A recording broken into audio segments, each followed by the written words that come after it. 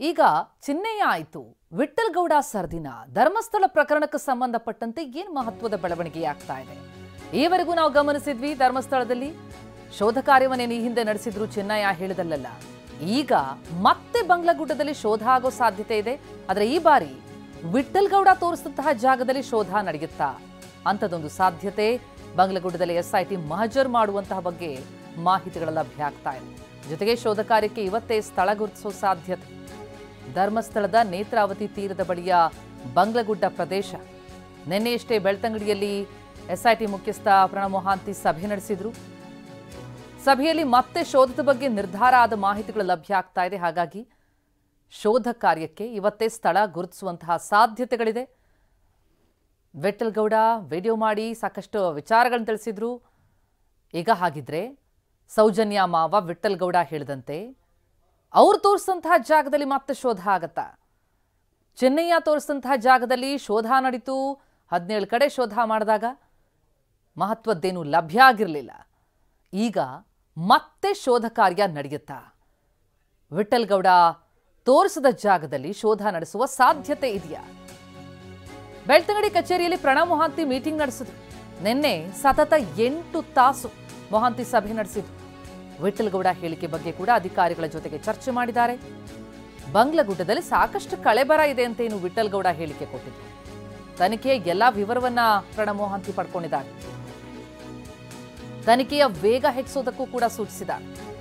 ಶೀಘ್ರ ತನಿಖೆ ಪೂರ್ಣಗೊಳಿಸುವಂತೆ ಅಧಿಕಾರಿಗಳಿಗೆ ಸೂಚನೆ ಕೊಟ್ಟಿದ್ದು. ನಿನ್ನೆಯ ಸಭೆಯಲ್ಲಿ ಮೀಟಿಂಗ್ನಲ್ಲಿ ಏನೆಲ್ಲ ಚರ್ಚೆಯಾಯಿತು ಅನ್ನೋದು ಕುತೂಹಲ. ಶೋಧದ ಬಗ್ಗೆ ನಿರ್ಧಾರ ಆದ ಮಾಹಿತಿಗಳು ಲಭ್ಯ ಆಗ್ತಾ ಇದೆ. ಹಾಗಿದ್ರೆ ಚಿನ್ನಯ್ಯ ಮುಗಿತು, ಈಗ ವಿಠ್ಠಲ್ ಗೌಡ ಸರ್ದಿನ. ವಿಠ್ಠಲ್ ಗೌಡ ತಿಳಿಸಿದಂತಹ ಜಾಗದಲ್ಲಿ ಶೋಧ ನಡೆಯುತ್ತಾ? ಈ ಬಗ್ಗೆ ಡೀಟೇಲ್ಸ್ ಪಡಿತಾ ಹೋಗೋಣ. ನಮ್ಮ ಪ್ರತಿನಿಧಿ ಪೃಥ್ವಿ ಈಗ ಸಂಪರ್ಕದಲ್ಲಿದ್ದಾರೆ. ಪೃಥ್ವಿ, ಟ್ವಿಸ್ಟ್ ಮೇಲೆ ಟ್ವಿಸ್ಟ್, ಟರ್ನ್ ಮೇಲೆ ಟರ್ನ್ ತೆಗೆದುಕೊಳ್ತಾ ಇದೆ ಈ ಪ್ರಕರಣ. ಈಗ ಚಿನ್ನಯ್ಯ ಹೇಳಿದಲ್ಲೆಲ್ಲ ಶೋಧ ನಡೆಸಿದ್ದನ್ನ ನಾವು ಗಮನಿಸಿದ್ವಿ, ಇಡೀ ಜಗತ್ ನೋಡಿತ್ತು. ಆದರೆ ಈಗ ವಿಠ್ಠಲ್ ಗೌಡ ಸರ್ದಿನ ಅಂಥದ್ದೊಂದು ವಿಚಾರದ ಬಗ್ಗೆ, ಅವ್ರು ಹೇಳಿದಂತಹ ಜಾಗಗಳಲ್ಲಿ ಶೋಧ ನಡೆಸೋ ಬಗ್ಗೆ ನಿರ್ಧಾರ ಏನಾದರೂ ಆಗಿದೆಯಾ? ನಿನ್ನೆ ಸಭೆಯಲ್ಲಿ ಆದದ್ದೇನು ಅಂತ?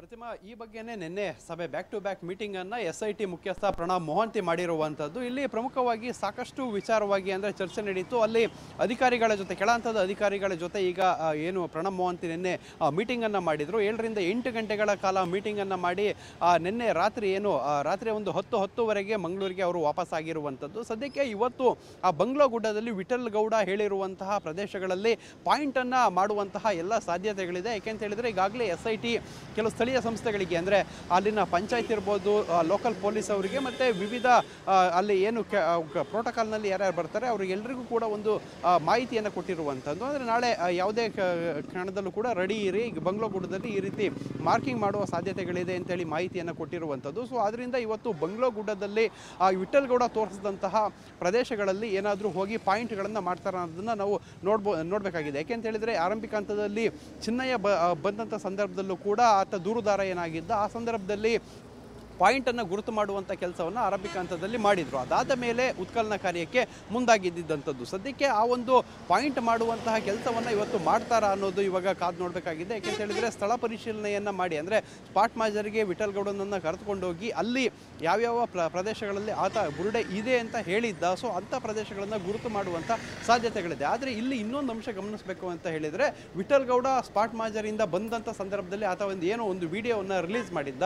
ಅಲ್ಲಿ ಹೇಳಿದ್ದಂಥದ್ದು ರಾಶಿ ಮೂಳೆಗಳಿದೆ, ಎಲ್ಲಿ ಬೇಕೋ ಅಲ್ಲಿ ಆ 3-4 ಬಾಡಿಗಳು ಮೇಲ್ಭಾಗದಲ್ಲಿ ಕಣ್ಣಿಗೆ ಕಾಣ್ತಾ ಇತ್ತು ಅಂತ ಆತ ಹೇಳಿದ್ದ. ಇಲ್ಲಿ ಪ್ರಮುಖವಾಗಿ ಗಮನಿಸಬೇಕು ಅಂತ ಹೇಳಿದ್ರೆ, ಮೇಲ್ಭಾಗದಲ್ಲಿ ಇರುವಂತಹ ಆ ಸ್ಕೆಲಿಟನ್ಸ್ ಏನಿದೆ, ಇಂಥದ್ದೇನಾದರೂ ಕಂಡು ಬಂದರೆ ಅದನ್ನು ವಾಪಸ್ ತರಲಿಕ್ಕೆ ಅದನ್ನು ಉತ್ಖನನ ಮಾಡಬೇಕಾಗಿಲ್ಲ, ಅದನ್ನು ಹೆಕ್ಕಿ ತರಬಹುದಾಗಿದೆ. ಸೊ ಅಲ್ಲಿಗೆ ಉತ್ಖನನ ಮಾಡಬೇಕು ಅಂದರೆ ಮಾತ್ರ ಏನು ಸ್ಥಳೀಯ ಉಪವಿಭಾಗಾಧಿಕಾರಿಗಳು ಬೇಕಾಗ್ತಾರೆ, ಮತ್ತು ಕೆಲವೊಂದು ಪ್ರೋಟೋಕಾಲ್ನಲ್ಲಿ ಒಂದಿಷ್ಟು ಜನ ಬೇಕಾಗುವಂಥದ್ದು. ಅದನ್ನು ಹೊರತುಪಡಿಸಿದರೆ ಮೇಲ್ಭಾಗದಲ್ಲಿ ಇರುವಂತಹ ಮೂಳೆಗಳು, ಸ್ಕೆಲಿಟನ್ಸ್ನೆಲ್ಲವನ್ನು ಕೂಡ, ಅಂದರೆ ತಲೆಬುರುಡೆ ಏನಾದರೂ ಸಿಕ್ಕಿದ್ರೆ ಅದನ್ನು SIT ಅಧಿಕಾರಿಗಳು, ತನಿಖಾಧಿಕಾರಿಗಳ ನೇತೃತ್ವದಲ್ಲಿ ಮತ್ತು ಪಂಚರೊಂದಿಗೆ ಅದನ್ನು ಪಂಚನಾಮೆಯನ್ನು ಅಲ್ಲಿ ಮಾಡಿ, ಸ್ಪಾಟ್ ಮಾಜರನ್ನು ಮಾಡಿ ಎಲ್ಲವನ್ನು ವಿಡಿಯೋ ರೆಕಾರ್ಡ್ ಮಾಡಿ ಅವರೇ ತರಬಹುದು.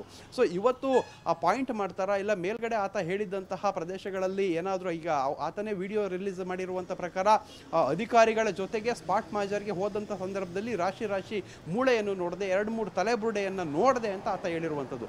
ಆತ ನೋಡಿದ್ದಾನೆ ಅಂತ ಹೇಳಿದರೆ ಆತನ ಜೊತೆಗೆ ಹೋದಂಥ ಅಧಿಕಾರಿಗಳು ಕೂಡ ಅದನ್ನು ನೋಡಿರ್ತಾರೆ. ಸೊ ಎಲ್ಲಿದೆ ಅನ್ನೋದು ಗೊತ್ತಿರುತ್ತೆ. ಸೊ ಅದನ್ನು ಹೋಗಿ ತೆಗೆದುಕೊಂಡು ಬರ್ತಾರಾ ಇಲ್ಲ ಅದನ್ನ ಡಿಗ್ ಮಾಡ್ತಾರಾ ಅನ್ನೋದನ್ನ ಮುಂದಿನ ಹಂತಗಳಲ್ಲಿ ಕಾದು ನೋಡಬೇಕಾಗಿದೆ. ಪ್ರತಿಮಾ. ಥ್ಯಾಂಕ್ ಯು ಪೃಥ್ವಿ ತಮ್ಮ ಮಾಹಿತಿಗೆ.